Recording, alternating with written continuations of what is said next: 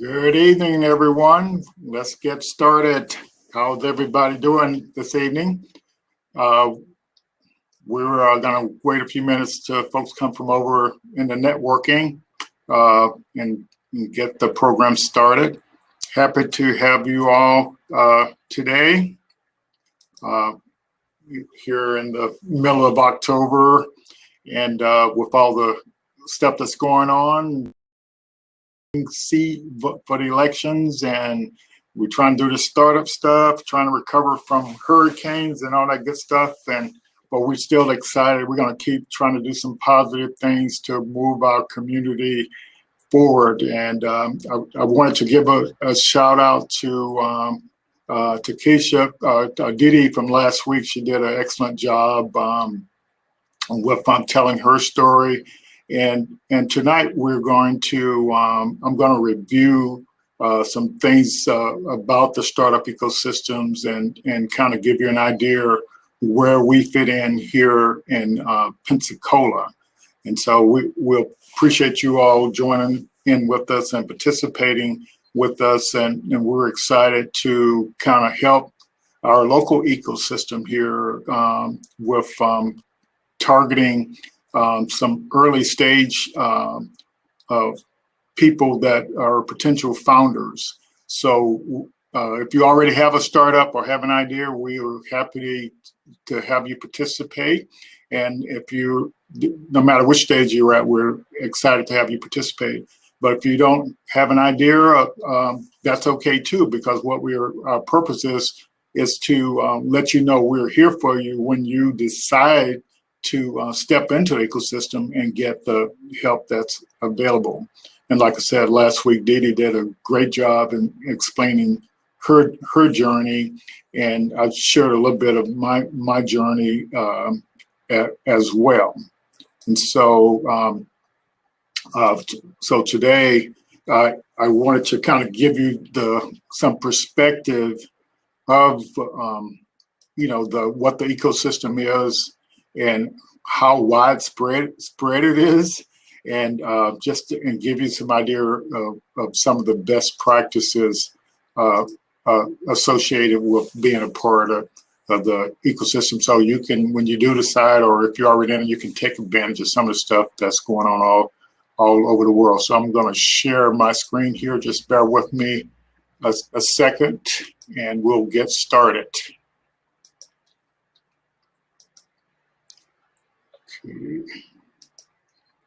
So we'll get here into presentation mode. And so if, in order to, if you want to make the screen a little larger, you can just click on it, but I may just turn my camera off and try to make the screen a little bigger for you so you can actually see the presentation pretty well.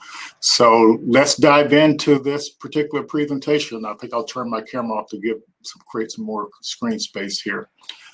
All righty, so I did a presentation about a year ago on the best practice for building a startup.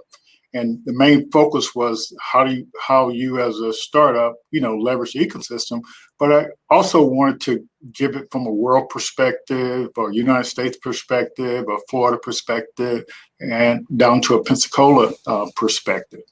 And so, so we'll get started here. So believe it or not, the World Economic Forum, did a lot of research on what's required for an entrepreneurial ecosystem. And so they publish a report every year on where the top ecosystems are, how much money is focused towards startups. So, in some areas, each startup, the average amount of funding that they get from the local ecosystem could be, $1 million, down to somewhere here like Pensacola. I'm not sure what the average is, but that could be somewhere around 20,000. Or Atlanta, it could be like each startup.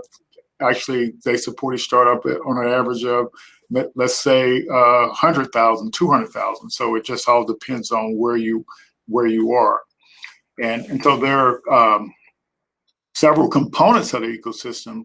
And so the idea is that you have to kind of understand that this ecosystem exists, and that you can actually tap into it to build your idea. And so from a let's see here. There's just some components, and so here locally in our Northwest Florida region, we have the Emerald Coast Regional Council, and they have a economic development strategy, and so there are organizations just like and they work in conjunction with some of the organizations like Triumph in Florida West and some of our local SBDC and stuff like that. So, Florida, Florida also has, the DEO, where they have a strategy for economic development and how they support the local economic development folks as well. So, and so you can take a look at some of these strategies and some of the get a feel for what's going on here in the state of Florida. And here's a kind of a snapshot of what the Florida strategic plan is for economic development. And so, over here to the left, they do have, attract and retain talent, foster opportunities. But to me, it's still catered on the traditional economic development stuff. And so our local entity for Pensacola and Escambia County is, this is another regional thing. It's Florida Great North West. So that's a regional initiative that's sponsored by a lot of the companies, and they have a strategic plan as well. They're getting ready to kind of get back engaged with it. So like for several years, I worked with on this entrepreneurial and innovation council, whereas we did a lot of studying of what was going on here in Northwest Florida. And so Florida West, our local folks here in Pensacola, they have some initiatives as well. And most of you have heard about the CoLab. That's their business incubator. The good news is they're getting ready to start where the incubator is for existing companies that are already, doing have funding. They're also getting ready to launch another initiative, which would be a training program for new founders in startups. So that's what's going on there. So let's start talking about you a little bit and how where you fit into the ecosystem. So as an individual, the first thing you have to do is develop that entrepreneur or that mindset, because it does require you to understand that these things out there, there's help for you to do, but you actually have to learn the best practices and follow the approaches that have been proven to help you, take your idea, to a minimum viable product. And it's all about, leveraging, this ecosystem that's out there. Yeah, and so one of the first things, like for example, last week we were talking to Dee Dee, and her story was basically she had a job, where she was for university, where she was doing project management, and so her story and her startup started around that story. And so she saw and learned all the problems that they were having with project management. So she decided to create start working to solve that problem and start participating in programs and start sharing her idea. And she started getting some traction. So she was fortunate to be selected for one of the companies that get $50,000 to $100,000 of non-diluted funding. And so that, to me, that's pretty fantastic. So in my case, when I talk about my origin story, it's, I get, teary sometimes when I tell the story, but the bottom line was, my mother was a domestic worker, and so she worked in people's home as maids, and she would bring the toys home for my brother and I to play with. But the problem was the toys were broken, and so we had to fix them. So I developed a mind and a knack for solving problems, and I ended up becoming an engineer and got a chance to work at the Air Force Research Lab, and I learned a lot about developing technology and moving forward. But the point of the fact is, you have a story, and you have to understand what your story is. And so, when you look at this this diagram here, and you start thinking about what's your story and what will resonate and can help you connect with investors or the people who are judging the pitch competitions. You have to think about what you love to do, and what the world needs. And my vocation was an engineer. I got paid to develop technology to solve problems, to figure out how to create technology for robots, create technology for weapons. And then, so I was good at solving problems based on my childhood. And so you put all this stuff together, and that becomes your story, and people connect with stories. And so the bottom line is, like these pitch competitions that are coming up, you have to, folks have to connect with you. And so you have to, they want to understand what your story is, what makes you unique. So I'll move on. And so that's one thing. And so you might actually set the question, why are these ecosystems out there? Why are people willing to help you and turn your idea into a product or service? And so there were some studies done, and that looked at traditional small businesses, and they looked at high growth businesses that have the ability to scale.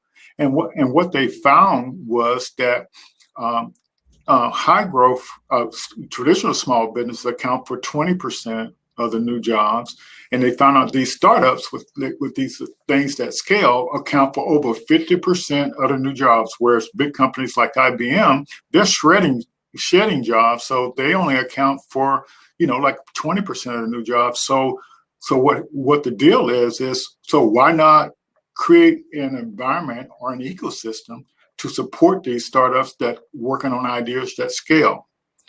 And so that's the reason why people are willing to help you, because your startup can create jobs and improve the local economy.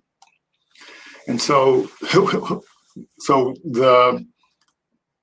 deal. So I got this slide. What's the big idea? And so we're in what is called a value creation economy, and so whereas traditional before it was a value exchange economy, and so value creation is where you come up with a new idea. So traditionally we did taxi services, and so but Lyft and these other companies came up with a way to accomplish something similar, based on people using their own cars. And so what happened is they started with this idea, and they were able to create value, and turn into a multi-billion-dollar company. And so the same way with Airbnb, they had an idea, from attending conferences and traveling. They couldn't afford to stay in hotels, so they decided to, and people were visiting where they were, and they didn't have a place to stay, so they invited them to stay in their apartment, and then so that's how the idea of Airbnb came. So you have an idea, and you create value around that idea. Let's go the other way. And so, so you're trying to get money to turn your idea into a product or service. But when you start coming up with this idea, the value of this idea is worth zero.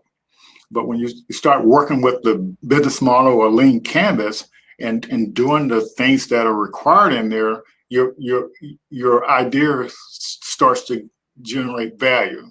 And so when like I said, when it's just an idea, it's zero. But as you start validating your idea, then it begins to worth something. And so when you're pitching, the investors want to know where you are on this investor readiness level. And so if you validate your product and the market fit for your product, you kind of halfway there. But and so if you got a high fidelity prototype, which is an MVP, then you are, you're in the, now angel investors want to talk to you. But down here, when you're just talking about your idea, et cetera, it's not, you may be able to talk your friends and family even into giving you money, but the more you use that lean canvas and the more you validate it, and it's all about interaction. The validation is through customers, and even if you don't have the MVP, if you got people saying if you build it, they will buy it. That's your idea starts becoming more valuable. And so and so with the idea, it's not about the technology. And so what happens is, if it's a problem worth solving, and then you start leveraging technology to help you create value, on this path, right, going up. And so the lean startup methodology is, you have an idea, you start building on it. So this whole idea, you keep just going around in the circle here. You build, measure, learn. You come up with this idea, or you may have to pivot, then you test that out, and then you measure it, and then you learn. You just keep going on this cycle till you get to where you're out there and people are buying your product or service. So the life cycle of a startup and how Startup on the Blocks fits in there. So right now, what we're doing is we're trying to make people aware of the ecosystem and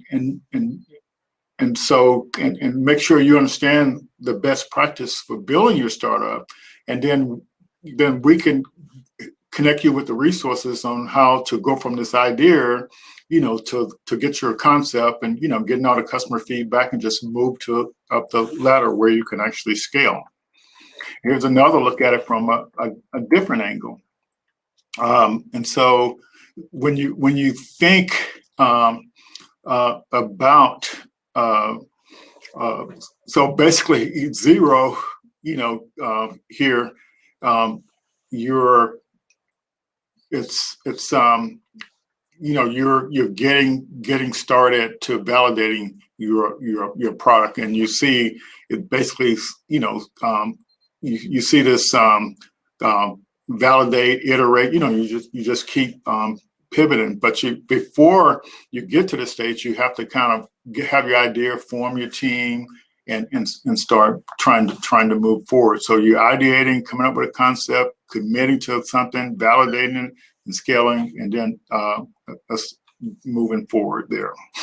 So that's a proven methodology for that's being used to build your startup. And so here's an example of out of St. Louis, Missouri. They have an organization called I-10. And this is as you saw in the chart before, you have ideas, concept, minimum viable product, then you exit. So this pathway chart kind of shows you what's in your ecosystem to help you move forward. So in St. Louis, they have this organization called I-10. So I-10 provides mentors and training on the best practice on how you take your idea. And then as you ideate and come up with concepts, and then you test them out with customers. And if the validation doesn't work, then you go back up and come back through the cycle again. And once you have your idea, your concept validated, then you move on to building your minimal viable product. And then you have local organizations that can help you with that. And then you get to the point you can scale. And I always tell the people that I meet that when I started, when I exhausted the resources in our local ecosystem here with my startup, Cognitive Big Data System, I started reaching out in Miami, Atlanta, and wherever St. Louis, Dallas, just to kind of see what was in their ecosystem and see how I could leverage some of their stuff. So the joke was I was at this one entrepreneur startup thing before I started participating in it, just to kind of get a feel for what the ecosystem was trying to, basically I was just trying to connect with people outside of Pensacola just to make them aware of what I was trying to do up here in Pensacola. And so one of the ladies I met before I left, I introduced myself and I said, here, I'm from Pensacola and, I'm doing a startup. And so the young lady said, well, my organization, we work with startups here in Miami, and we only work with startups that are making at least $5 million a year. So there was a nonprofit that was supporting a startup that was at this stage where they were trying to scale and do an exit. And so that told me that no matter what stage I was at, I probably could find somebody along my journey, a pathway to get the help I need. And that's what you have to understand. If you have an idea, here at Startup on the Blocks, we're the I-10 for Pensacola. We'll help you get started, and validating your idea and coming up with a concept for your thing. And we'll support you all throughout your journey, but this is kind of what the idea of Startup on the Blocks is. Another way to look at the ecosystems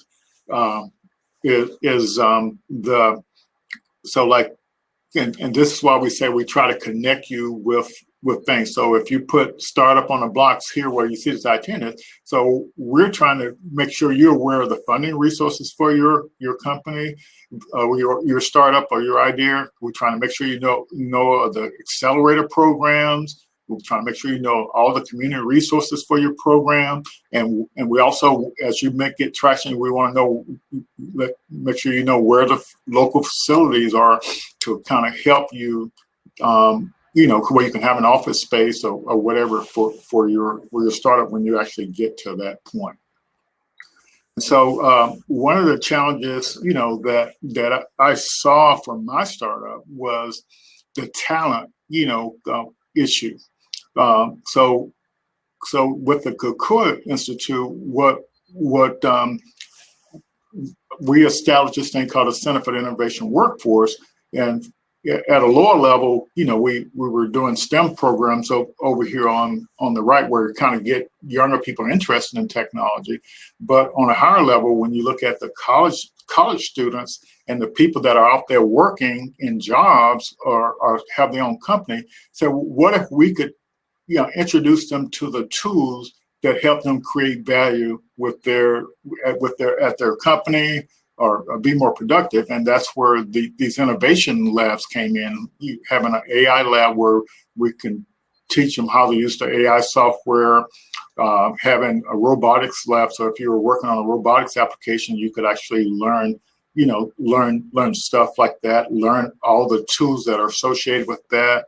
And also with the data science, learn the tools, that the work process for doing data science stuff. And then also one of the other technologies for virtual reality, augmented reality. So that idea is have a lab for that, where university students or people in the workforce could get introduced to these tools. And then once they learn how to use the tools, and then they could come work for a startup, they could go work for your startup, or they can come work for my startup. But, it's just a way we can use the nonprofit to train the folks, to give them the talents.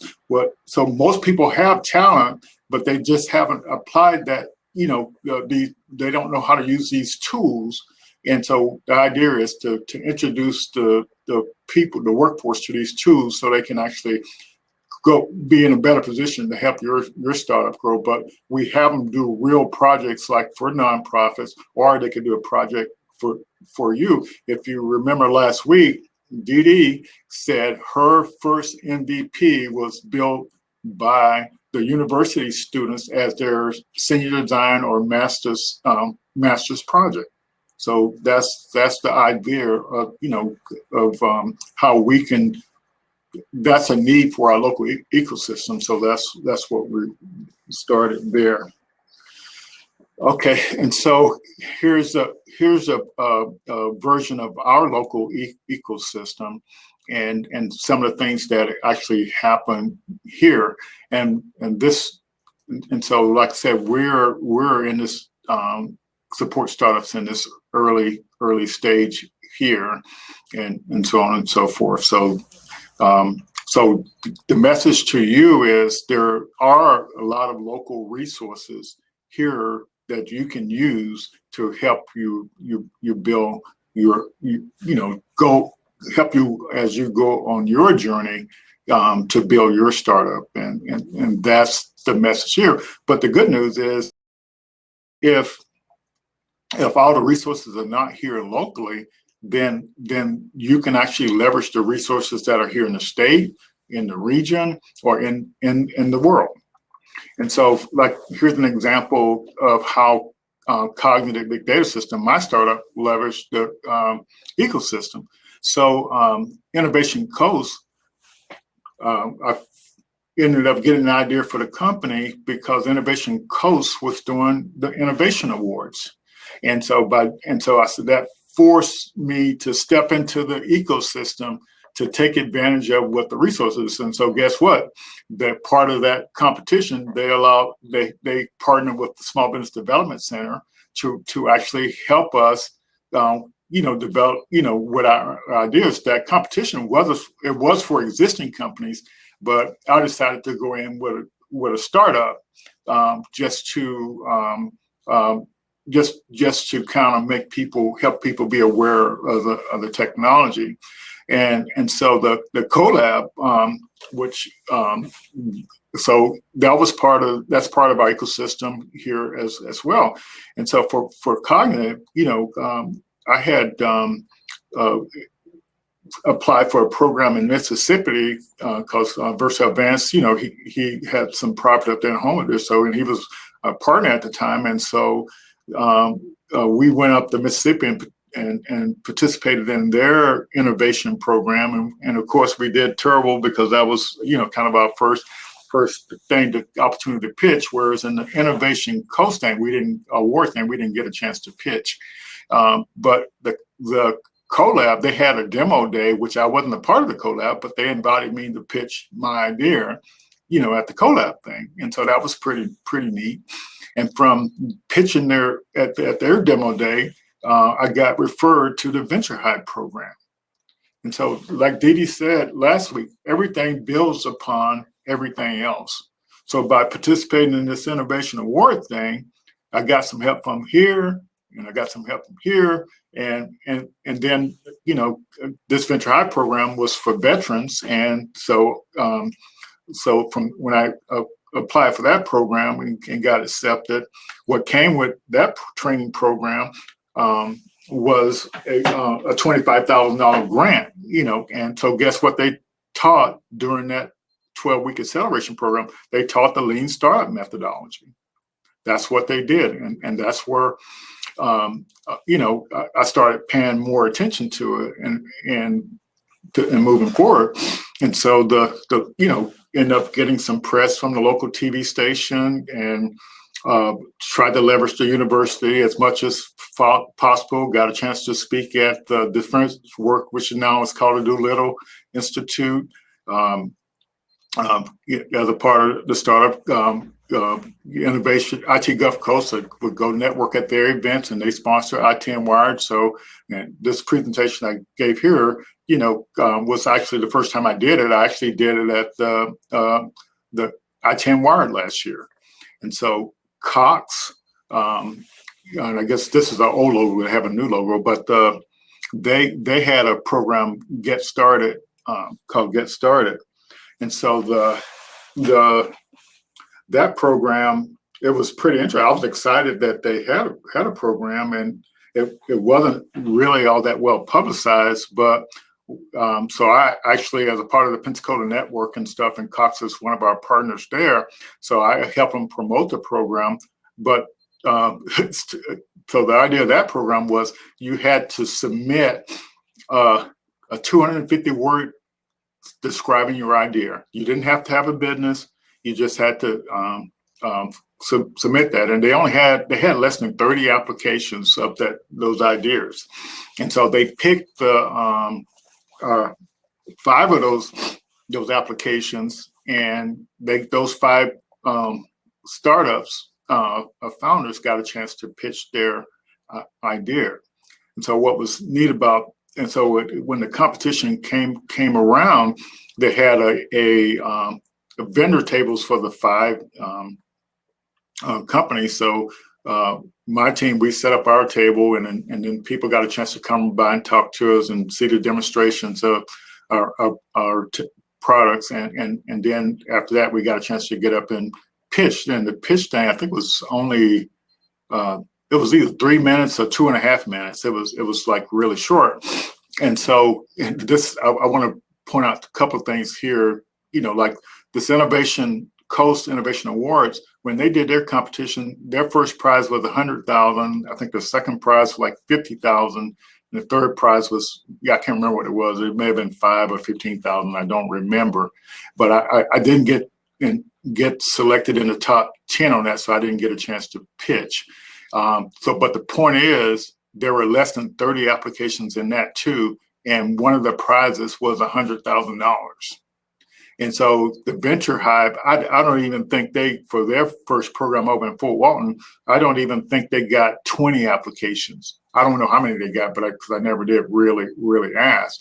But so a lot of times when you're competing with these things, depending on where you are, there may be less. And so Cox. So their program was that you could win $5,000 cash and over $20,000 worth of products and services. And so, it's a couple of playbook points here I want to mention. As in all these pitch competitions, people have to be aware of who you are. You can't go into a pitch competition blind. So you can't come out of hibernation and say, I'm going to enter a pitch competition. You have to start networking. You have to start participating so you become known. So like I was known in the Innovation Awards thing, but I didn't get a chance to pitch. Venture Hive, I got referred, and I got into that program, and I was, I got a chance to pitch in this collab thing because I had been networking with the lady that was running the collab. And so all of this stuff is not by accident, it's by connections. And so from that Cox thing, just to give you an idea of some of the stuff. So like I won the $5,000 cash. I got free Cox internet service for over a year. The best. I think it was like a $5,000 value. So I got high speed here at the office and high speed at my business office at home. And also as a part of that training, I won $5,000 worth of training from the Student Institute. So I got a chance to attend all of their training. And then in addition to the regular training, I got one-on-one pitch coaching from them, which helped me win a pitch competition in 2017 where I started won $25,000. And so a lot of these things here, you may not think our ecosystem has a lot to offer, but it does. And so our company was featured in the News Journal of a lot, the Northwest Florida Daily News, and the Old Pensacola Voice. And I put Microsoft on here, and that's a pretty interesting story. So you think, well, Microsoft is not a part of our ecosystem, but Microsoft partnered with the Innovation Coast for the Innovation Awards, and so they picked 3 companies out of the 28 or so that participated, and they gave them each of those three companies $60,000 worth of cloud service.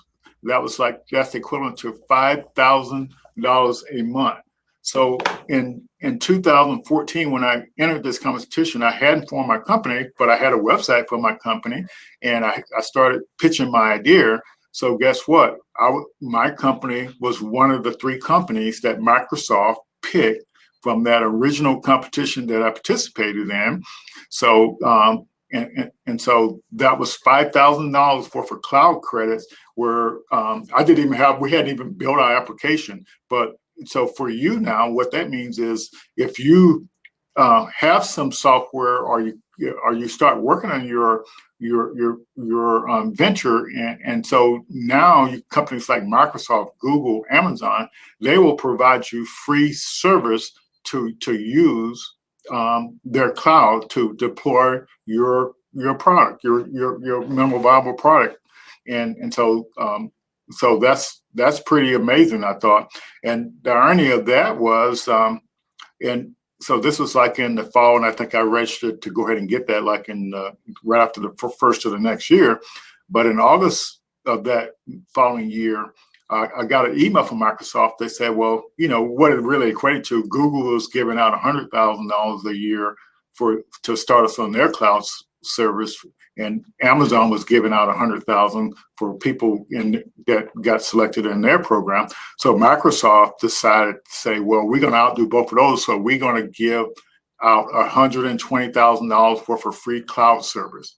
So guess what? They sent me an email saying, do you want to take advantage of this program? So what do you think my answer was? I said, yes, and hell yes, I would take advantage of it. And so you may not realize who's actually available to help you. And so like the G Beta program that's going on now right here in Pensacola, and they've actually selected, some of they selected the companies, I think, last week. And one of the things that I never heard them talk about, but when I looked at some of the benefits of being in that program, they didn't give out any money. But one of the things it said that was we are partnered with companies that there's up to $1 million in free services from these companies that you can take advantage of as your startup. And so networking through the chamber, and is a good idea. And so of course now we have the minority chamber, the Fort Walton Beach chamber, work with the Oklahoma County economic development folks, the city of Fort Walton Beach, and Gulf Power has definitely been a supporter. Like they let all the startups that participated in the Venture Hive program, have a booth at their economic symposium. So that just goes to show you how you can actually leverage the local ecosystem. So I think our ecosystem here will continue to grow, and that even the local companies like Cox, Gulf Power. So believe it or not, Cox has a accelerator program up in Atlanta, and so and Gulf Power, right now with their parent company, they have an accelerator program down in Miami. So we're connected to all of this stuff that you may not realize we're connected with. And so the main strategy that I use with Cognitive, just to kind of give you an idea. So we were doing the software for surveillance cameras. And so that industry uses video management software to manage all the cameras. So what we started doing, we started partnering with these companies so we can integrate our software with theirs in order to move forward. And so so that was the approach we used. And then like so since we were an AI first type company, we applied for the Intel AI program and the Intel NVIDIA program. And so that's kind of what how you can kind of, there's, no matter what your industry is, there's people out there that you can actually partner with for your startup, in order to kind of move forward. And so my approach to these, taking advantage of these programs, I focus more on corporate innovation programs, because with AI and a lot of this new stuff, the corporate America, they don't have that kind of talent or staff available. And so they run these accelerated programs, or they hire accelerated programs to find them startups that they can be the first one to see about that technology.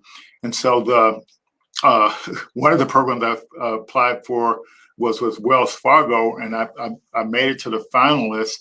And so for that program, they invest $500,000 in your startup. But in order for them to do that, they have to match you up with somebody on the inside. And then when I was in the part for getting ready to be matched, they got into trouble with that creating those checking account scandals. So they terminate the program. I think they've started something back up. But so I learned what solutions they were looking for. And then one day I got an email from India, believe it or not, and United Technology, the Fortune 50 company, was doing this accelerator program over in India. And so this was pretty interesting. So they listed every problem they were trying to solve. And most of them matched up with the software, our software product. And so I applied for the program and made it as a finalist. But the people in India really didn't want anybody from America per se to come. And so I didn't get a chance to present my idea to United Technologies, but it was a great experience because it told me everything the industry was looking for in the type of product or service that I was doing. And so I told you about the Venture Hive program, but that's where I literally learned the importance of the lean startup methodology. Because what was interesting, my first week in the program, they wanted, we couldn't talk about any solutions. We had to get out of the office and go talk to potential customers and to understand what their problem was. And so, and just to make sure we were on the right track with what we were doing. But so that was so I learned the importance of that program from that program. But from that program, this program called Power Moves. So whereas this program here was for veterans, this program's here was for Black founders. No, it was actually for founders of color. And Power Moves was out in New Orleans, and so they were hosting a boot camp down in Miami, and I told you about it was at the Fontainebleau. But prior to going to that boot camp weekend, we had a 6 weeks virtual boot camp where we worked with this company called Startup Illustrators, and they were teaching us some fundamental things about being a startup. And at that event down in Miami, I met a lot of the successful Black founders who had had scaled their business and had did some exits as well. So and so be thinking about any questions that you might have in the chat and put those in the chat. So this is I finished these programs. So I wanted to kind of give you an idea. So like in 2018, I got an email from this company, Rocket Space, and so they were doing a mobility tech accelerator, and they were looking for solutions for autonomous vehicles.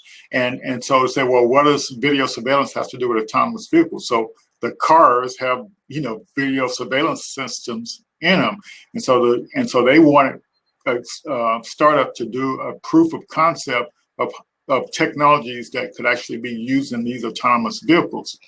Okay, and so I proposed to use our one of the proposals I made was to use our video surveillance technology to actually inspect autonomous vehicles. And so we created a product called originally it was called the Autonomous Vehicle Inspection System.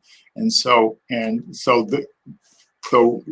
Rocket Space, their program, they were the accelerator program for hire. So their biggest customer was British Petroleum, BP. And so when I pitched my idea to BP, so I call that program the Wild Wild West of accelerator programs, because whereas T-Hub had listed all the things that they were looking for that United Technologies wanted, this thing, we had to actually make contact with the representative from BP or Avis Budget or the Mitsubishi and all these other Allstate, IBM, and see what they were looking for.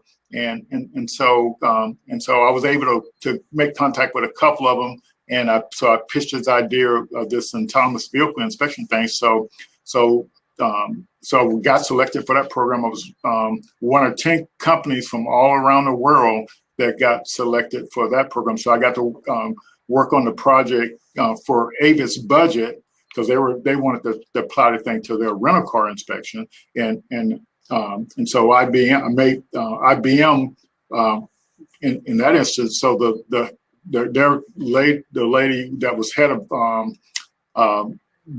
digital transformation for IBM, I met her, and she was helping me, and one of her other engineers was helping me with the project as well. And so the BP people, got a chance to meet with them. So got a chance to travel to San Francisco for the kickoff meeting, came back here working on the project.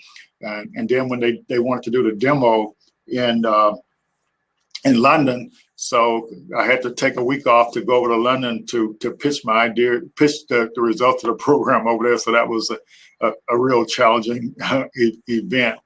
And then last year, I got this email, another email, saying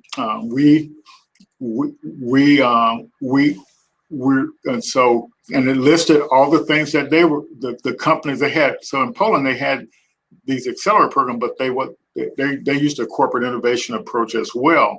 And so so there was a company that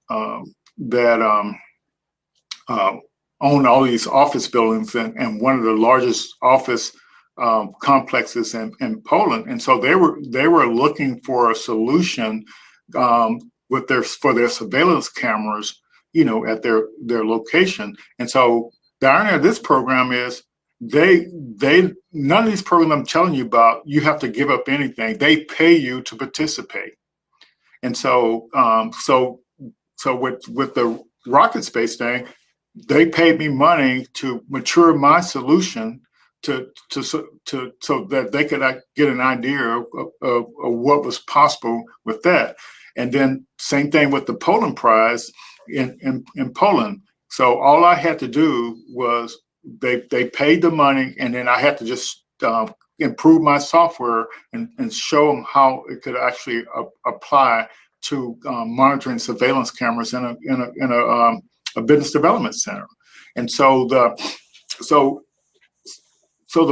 point here is so none of these things I had to spend money from my company. These things that these corporate programs, they paid my company to actually participate in it. And so the Poland prize thing, so there were companies from Korea, Germany, Sweden, Argentina, Germany, England, Czech Republic, Norway.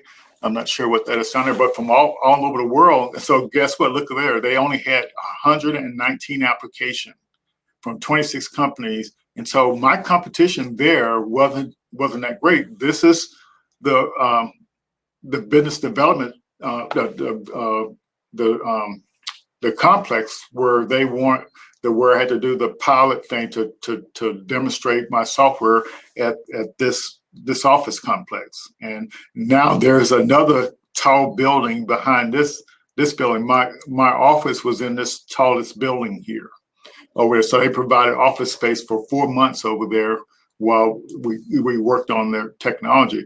So this company here, Mofar, they have this thing called the DrainBot. And so I ended up telling them about a friend of mine here in the States in St. Louis. So now they're partnered in deploying their stuff here in the United States. So that was one little networking thing from it. And so this was that rocket space thing, just to kind of give you an idea for the companies that were participating in that from all over the world. So Detroit, Taiwan, London, here in Pensacola, London, New York City, San Francisco,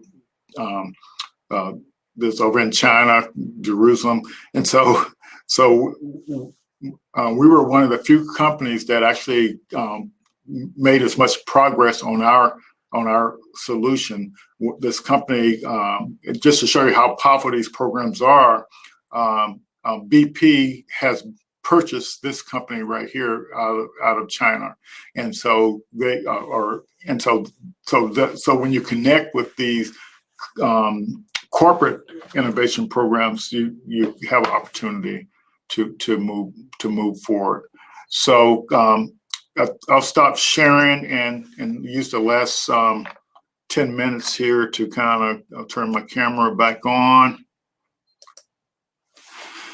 Let's go. And so I apologize for going through that so fast, but I was trying to kind of give you all an idea of what's the significance of these the ecosystems and how you can actually take advantage of the ecosystem. And just remember, you have to get that mindset and do the best, learn these best practices, lean startup methodology, and kind of move forward. So definitely open for some questions. Any questions out there? Let me know. How many companies? Okay, let's start up here. Okay, so Vercel said value received since the started lean pitching, cash prizes, and service. So I would say definitely over probably close to 300,000 in products and services, and from participating in the programs, probably about $150,000 just for participating in the programs. It's how many countries? I didn't do a lot of traveling over in Poland, but by being so the opportunity in Poland, they actually paid to and provided lawyers and services to so we could actually start our company in Poland. So I have a cognitive big data systems over in Poland, and my idea there is to use Poland as kind of a launching point for distributing my software in the European Union. So I made several connections for that as well. Let's see, any more questions out there? Okay, so okay, so hit me up with some questions so we can help you move forward with your idea. And so one thing, doing this startup on the blocks and looking back over some of the lean startup methodology, so this was pretty interesting to me. So when you look at the lean canvas, which is the thing you start off with, which is your business model. So if you look at it pretty closely, what you will find, every everything that's in that business model canvas is the exact same stuff you actually use in your pitch. And so that was interesting to me because I never, kind of thought about this, how everything relates to everything else. And then when you're filling out your pitch application, guess what the pitch application format is? It's exactly the stuff you put in your lean canvas. When you're doing your pitching, one of the things they ask you have to say what your unique value proposition. So guess what? That's in the lean canvas.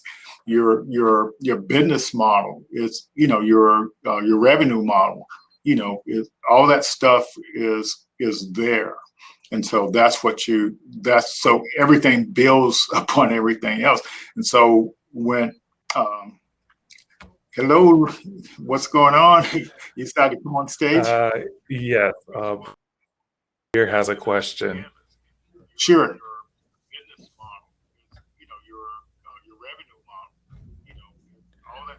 So what's the question? Yes. What is the best way to locate the opportunities out there for new businesses? Internet search, word of mouth, mentors? Okay. Yeah. So what my approach to doing it was to get connected to these sources of things. So my challenge was, I see what's going on here in Pensacola. I'm well versed in that. So how do I find out about the pitch competitions in Miami? And so, for example, one of the programs in Miami, they have an event down there they call Emerge Americas. And so the first year I went down there, I got a free ticket from the local enterprise, Florida. So I got a ticket to go down there, several tickets as a matter of fact. So I went down there to scope it out. I make sure I got on all the email lists, et cetera. And so the following year, they have what they call a startup showcase. So I applied for the startup showcase down there, and so they gave me 4 tickets for that, and then we got a chance to pitch. We made it to the finalists and got a chance to pitch in one of those things. But so the deal is, one of the things I suggested to everybody, sign up on f6s.com. And then you build your profile up on there. And so that's a database that these companies leverage. Crunchbase, Angel, there's so many databases out there that you can get connected to. So I get, at least 5 or 6 emails a day from all over the world, people wanting me to sign up for their pitch competition or to sign up for their accelerator programs. So you have to get connected. And so, but the other thing that I did before I got to the point where people were sending me information, I set up Google alerts in my Gmail for pitch competition, accelerator programs, startup stuff, and so I haven't been doing that much pitching lately. So I'm going to start back pitching again. So guess what I did? I looked at Hopin and I say, well, are they having any demo days, and list what pitches are they going on? And then I looked at, last week I told you about crowdcast.io. I look on there to see what pitch competition they have on, so I can see what the latest things that they're using. And over in Poland, they were masters at teaching this pitching and all these different things. So you had all these experts and from that kind of stuff. So that's really what the key. So I want to stop there just in case somebody else got any another question.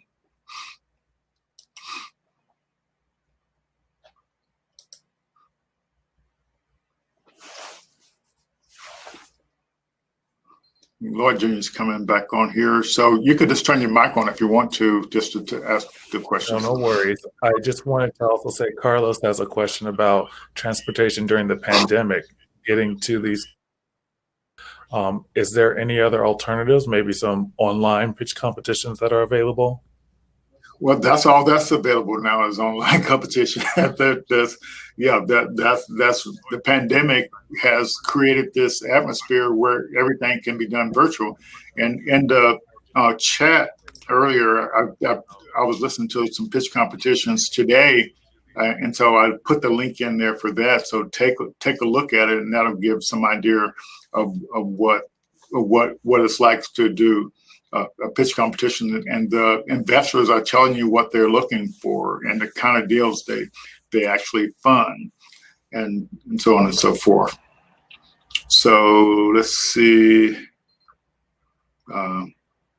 Yeah, so basically, it's a really neat situation. So and so the startup on the blocks is literally all about like that I-10 thing I showed you in the thing. We're trying to connect you with the resources that you can actually leverage.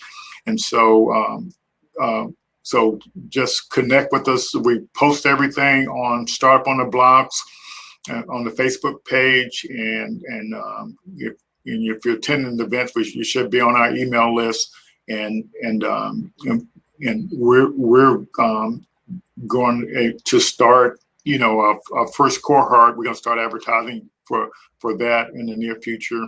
We've already collected money for some money for pitch competition, and we'll raise more money for that.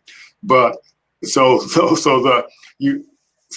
Startup on the Blocks, there wasn't a program here locally that solely catered to people at the idea stage and concept stage. So that was something missing. So that's why we did that. And then the other thing that happened was all these large corporations start setting aside funding for Black founders.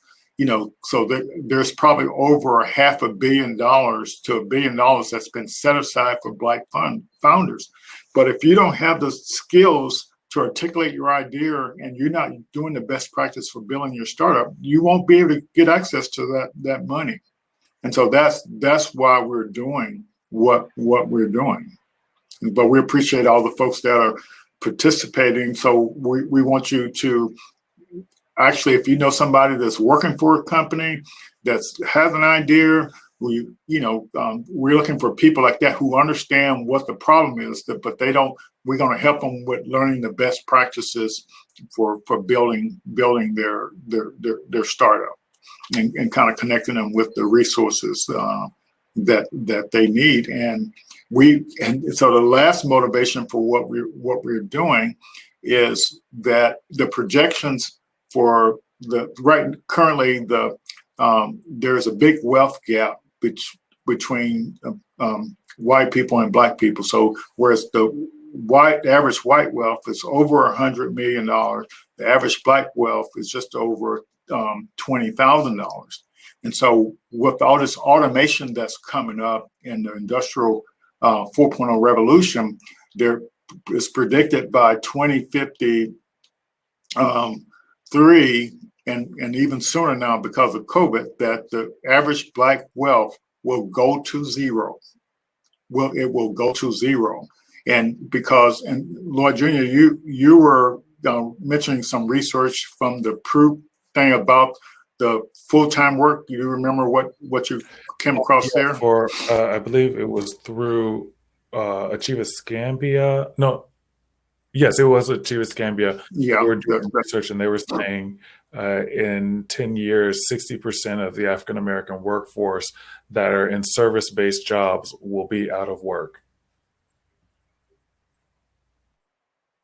Okay. Yeah, and that's here in Pensacola. But then there was also some research that also said something. Well, I think it was a Pew study or something that said the percentage of full-time work was going to drop down to what? By 2030. So the PwC from the UK did a projection, and they stated that due to automation, full-time positions in the US in general, in the world in general, will go down to 9% because the rest of the 91% would be automated work. And that is by 2030, those projections stated. Yeah. And so still will be working, but the percentage of full-time work will drop. So Exactly. you may only be working part-time. And so that's the effect of all this automation. And so it's imperative that we stop sitting on our ideas and jump into this ecosystem, and build some wealth. And that's what our objective is. Thank you all for participating tonight. We're streaming live on Facebook, and we want to give a shout out to Chris Hendrick from Bantu Cola for supporting us getting the word out, on that. And you will be able to review some of the stuff. Go back and look at it on Facebook if you missed some of the presentation, and please share the stuff we're doing with your friends and help us identify some people that can take advantage of these resources that are out there. Thank you all very much, and good night.